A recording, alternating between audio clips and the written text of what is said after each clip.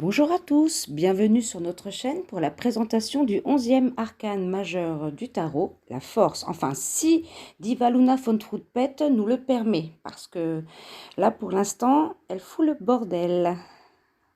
Luna, s'il te plaît, peux-tu débarrasser le plancher, ou plutôt la table? Merci.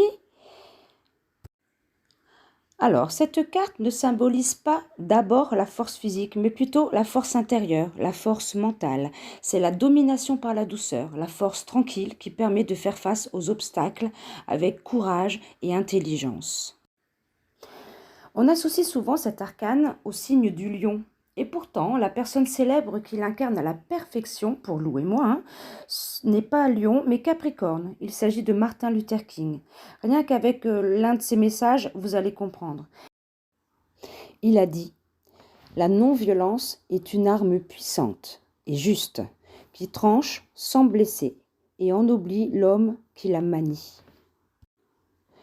Même la mort de Martin Luther King évoque cette carte. En effet, il a été assassiné. Et l'arcane de la force, dans son côté sombre, représente aussi le crime, les actes criminels. Justement, puisqu'on en parle, voyons tout de suite ce qui est susceptible de représenter cette lame dans un tirage. Les natifs du lion, les leaders, les arts martiaux, la sexualité, les policiers, une femme dirigeant des hommes, les alliances, genre l'union fait la force. Passons maintenant aux mots-clés désignant bien l'énergie de cette lame. Lou et moi avons retenu dompter, puissance, confiance en soi et courage.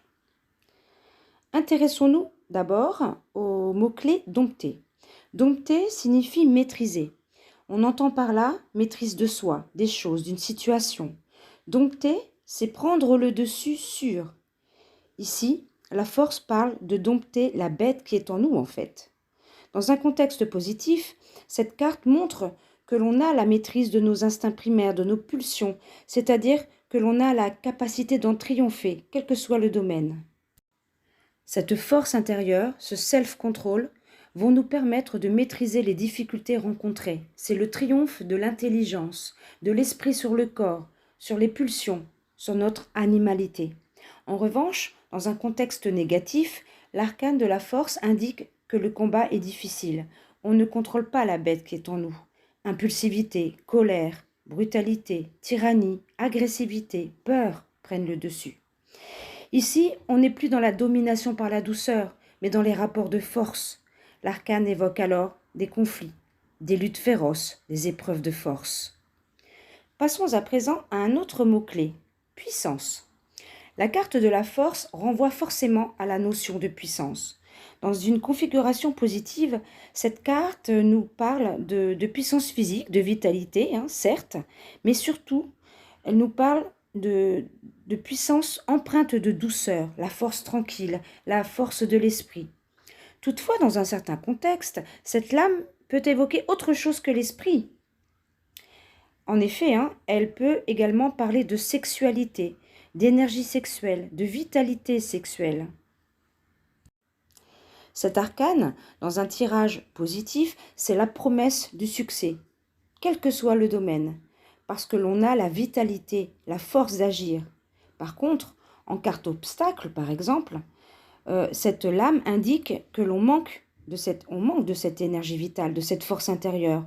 On parle alors d'impuissance, de faiblesse, de soumission par la force. À l'inverse, on peut aussi perdre le contrôle de cette vitalité trop animale. On l'utilise alors pour contraindre, pour dominer, pour imposer par la force, par la violence. Cela peut amener à une tyrannie affective, au viol et au crime même, dans les cas les plus extrêmes. Attention, on n'est pas en train d'affirmer qu'en chacun d'entre nous sommeille une bête, un violeur ou un criminel en puissance. Mais bon, il est tout de même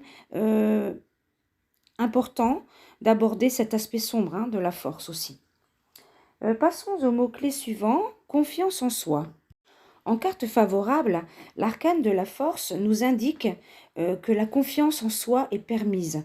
Notre force intérieure et notre force d'action sont nos atouts pour maîtriser n'importe quelle situation, pour prendre le dessus dans n'importe quel combat. En revanche, en carte obstacle, par exemple, cette lame nous montre que l'on manque de confiance en soi, on manque d'assurance, et ce manque peut éventuellement nous mettre en position, en situation de faiblesse, d'impuissance ou de soumission. Passons enfin au dernier mot-clé, courage. Quel que soit le domaine, dans une configuration positive, la force est synonyme de courage. Avoir la force de, c'est avoir le courage de. Avoir le courage de faire face aux dangers, aux obstacles. Avoir le courage de, c'est avoir la volonté aussi. Il s'agit donc d'une carte très positive en ce sens aussi, car cet arcane nous incitera à progresser en utilisant notre volonté, notre force. Et pour y parvenir, il faudra parfois faire preuve de courage, de bravoure. Il faudra peut-être lutter ou dompter l'animal, mais on s'en sortira gagnant. A l'inverse, en carte obstacle, on manque de courage et de volonté. Je pense que vous avez compris déjà le genre de conseil que peut prodiguer cette carte dans un tirage. En positif, cet arcane nous encouragera à utiliser notre force mentale, notre force intérieure. Elle peut également nous conseiller de pratiquer les arts martiaux tout simplement, afin de travailler notre self-control. Ou encore, elle nous rappelle que l'on dispose d'un atout de taille, sous-entendu notre force intérieure, pour sortir des difficultés, à condition de garder la maîtrise de soi et de ne pas se servir de sa force pour dominer les autres. La force peut nous dire également que vaincre le lion, c'est aussi s'approprier sa puissance. Entendez, vaincre nos pulsions, nos instincts. Car oui, le lion, c'est nous, c'est notre côté animal, à méditer. Elle nous encourage parfois à entretenir la confiance en soi ou encore à continuer à faire preuve de courage. En négatif, la force nous invitera à travailler notre self-control, notre maîtrise de soi. Attention aux colères, à l'emportement, à l'impulsivité. Il est bon de garder son sang-froid en toutes circonstances. Cet arcane vous conseillera souvent de ne pas vous laisser dominer par vos pulsions et d'éviter les rapports de force. La manière forte n'est pas la solution. Ou encore, la force vous invitera à prendre le dessus sur ce qui vous dépasse pour vaincre l'obstacle, l'adversité, dompter vos peurs par exemple. Voilà, c'est tout pour aujourd'hui. Si cette présentation vous a plu, n'oubliez pas de liker. On attend avec impatience aussi vos commentaires, ça fait toujours plaisir. Et on se dit à bientôt, bisous.